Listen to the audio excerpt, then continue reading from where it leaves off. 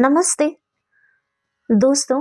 हम सब ने जर्नलिंग के बारे में बहुत सुना है। जर्नलिंग कीजिए और अपनी डिजायर्स को मैनिफेस्ट कीजिए। सबसे मजेदार बात यह है कि ये डिजायर्स ही हैं जिसकी वजह से लाइफ में इंटरेस्ट बना रहता है। एक डिजायर आई और उसके पीछे आप चल पड़े, आपका एक नया सफर शुरू हो गया। आज मैं जर्नलिंग, जो कि एक टूल है, इसके बारे में बात करूंगी। जर्नलिंग कितनी तरह के होते हैं, जर्नलिंग का एक्चुअली पर्पस क्या है, और क्या वो खास टिप्स एंड ट्रिक्स हैं जो जर्नलिंग को इफेक्टिव बनाने के साथ साथ आपके लिए एक इंटरेस्टिंग प्रोसेस भी बना देगा। जर्नलिंग कई तरह से होती है। एक होती है ग्रैटिट्यूड जर्नलिंग, जिसमें आप अपनी जिन चीजों के लिए शुक्रगुजार हैं उनके बारे में लिखते हैं। एक होती है गोल जर्नलिंग, जिसके अंदर आप अपने गोल्स लिखते हैं और उनका ट्रैक रखते हैं। लेकिन आज हम जिसके बारे में बात करेंगे वो एक टूल है आपके सबकॉन्शियस माइंड को रीप्रोग्राम करने के लिए। उसे हम कहते हैं रिफ्लेक्टिव जर्नलिंग। जर्नलिंग का पर्पस सिर्फ इतना है कि आपको ज्यादा से ज्यादा अवेयर करना कि आखिर आपके दिमाग में चल क्या रहा है। दूसरे शब्दों में कहूं तो अगर हमें बीमारी का पता चल जाता है तो वो इलाज करना आसान होता है। आज हम इस बात से रूबरू हैं कि एक दिन में इंसान के अंदर अप्रोक्सीमेटली 60 से 70 हजार थॉट्स चलते हैं, जिसका मतलब ये है कि मेजॉरिटी थॉट्स गो अननोटिस्ड। ज्यादातर थॉट्स के बारे में हमें पता ही नहीं है कि वो क्या है।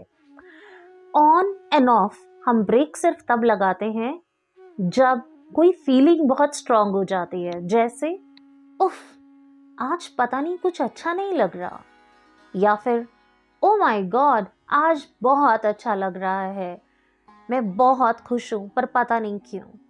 आइए अब डिस्कस करते हैं वो टिप्स जो आपकी जर्नलिंग के प्रोसेस को बहुत ही इफेक्टिव और इंटरेस्टिंग बना देगा। देखिए, सबसे पहली बात इस बात को ध्यान में रखना है कि जर्नलिंग के लिए आप तब बैठें जब आप फ्री हो, ताकि आपका दिमाग जो है ऑलरेडी ऑक्यूपाइड ना हो कि मुझे ये भी करना है वो भी करना है। चांसेस बहुत ज़्यादा हैं ऐसे केस में आप जर्नलिंग बीच में छोड़ देंगे।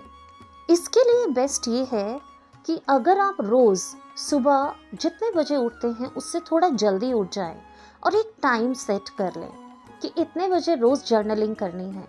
ऐसा करने से आपकी जर्नलिंग मिस होने के चांसेस ना के बराबर होते हैं। सेकेंड टिप, अब आप सोचेंगे कि आखिर जर्नलिंग में लिखें क्या। तो जिस वक्त बैठे उस वक्त जैसा भी फील हो रहा है उस पर्टिकुलर फीलिंग को आप लिख दीजिए। ये है आपका स्टार्टिंग पॉइंट। इसके आगे लिखना आसान हो जाएगा। उसके बाद आप उन सिचुएशंस के बारे में सोच सकते हैं जो शायद आपको बॉदर कर रही है, आपको परेशान कर रही है। अब आप उस सिचुएशन को जो भी है उसे लिख दीजिए और उस सिचुएशन को सोचते ही जो आपको फील होता है उस फीलिंग को भी पेपर पर लिख दीजिए। थर्ड टिप, अब ये सब पेपर पे लिखने के बाद आप उस पेपर को देखिए। हाँ, याद रखिए, देखिए, उसमें आपको अभी कोई चेंजेस नहीं करने, क्योंकि ये राइट टाइम नहीं है किसी भी नेगेटिव थॉट को पॉजिटिव करने का। क्योंकि हमें विचारों से लड़ना नहीं है, रेजिस्ट नहीं करना, हमें उन्हें एक्नॉलेज करना है, पहले देखना है। आपको पता है, सिर्फ देखना ही एक ऐसा पावरफुल प्रोसेस है जिससे आधी से ज़्यादा प्रॉब्लम्स खत्म हो जाती हैं। हमें ये देखना ही नहीं आता, तो पहले उन पेपर्स पर इन सब को लिख कर देखना है। अब देखने से होगा क्या?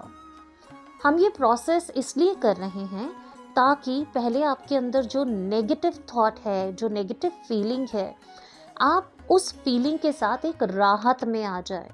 दूसरे शब्दों में अगर मैं इसे कहूँ तो मान लीजिए अगर मुझे एक पॉजिटिव बीज कहीं डालना है तो उसके लिए मुझे लैंड फर्टाइल चाहिए, खाली चाहिए। मैं नेगेटिव बीज के ऊपर अगर कोई पॉजिटिव बीज डाल दूंगी तो उसके पनपने के चांसेस ना के बराबर है। तो किसी भी नेगेटिव थॉट को एकदम पॉजिटिव करना ये बहुत मुश्किल है। इसकी जगह जो हम कर सकते हैं वो ये कि जब हमारे अंदर जो नेगेटिव थॉट है उसके साथ हम एक स्टेट ऑफ ईज में आ जाए। जैसे जब आप पेपर पे देखेंगे तो आपको एहसास होगा इस बात पे कि जो आपके दिमाग में सिचुएशंस चल रही थी, जो फीलिंग्स आप फील कर रहे थे, वो सब अब पेपर पर सिर्फ एक थॉट है। जब आप ये देख पाते हैं कि वो सिर्फ एक विचार है तो आप एक स्टेट ऑफ ईज में आ जाते हैं, आप राहत में आ जाते हैं। अब चाहे वो सिचुएशन कितनी भी रियल हो आपके लिए, कितनी भी टफ हो, एट लास्ट आपको पता है कि ये आपके दिमाग में सिर्फ एक थॉट है जिसका आप एक काउंटर थॉट क्रिएट कर सकते हैं। इससे धीरे धीरे हमारी ये रियलाइजेशन भी स्ट्रांग होने लग जाती है। मैंने रियलाइजेशन कहा कि ये लोग या सिचुएशन नहीं है जिनसे हम परेशान होते हैं, हम परेशान अपने ही थॉट्स की वजह से होते हैं। और क्योंकि थॉट्स मेरे हैं तो मैं इन्हें कभी भी चेंज कर सकती हूँ, कभी भी लेट गो कर सकती हूँ। अगर आप जर्नलिंग को इन टिप्स के साथ फॉलो करेंगे तो थोड़े दिन में आप देखेंगे कि आपको जर्नलिंग करने में बहुत मज़ा आने लगा, क्योंकि आप बहुत अवेयर होना शुरू हो गए। नहीं तो मैंने ज़्यादातर नोटिस किया है कि जर्नलिंग लोग शुरू तो करते हैं पर उसको कंटिन्यू नहीं कर पाते, क्योंकि उनको उसमें मज़ा नहीं आ रहा होता, कुछ मीनिंग नहीं मिल रहा होता। आप इसको ट्राई करके देखिए और मुझे यकीन है कि डिवाइन विजडम आपकी मदद ज़रूर करेगा, क्योंकि भगवान भी उनकी मदद करता है जो अपनी मदद खुद करते हैं। इसे कम से कम 15 से 20 दिन बिना मिस किए रोज ट्राई कीजिए। और प्लीज़ आप मुझे दोबारा कमेंट पे आके बता भी सकते हैं कि आपका एक्सपीरियंस कैसा रहा और आपके सामने चैलेंजेस क्या आए। मिलते हैं नेक्स्ट वीडियो में। नमस्ते। Thank you.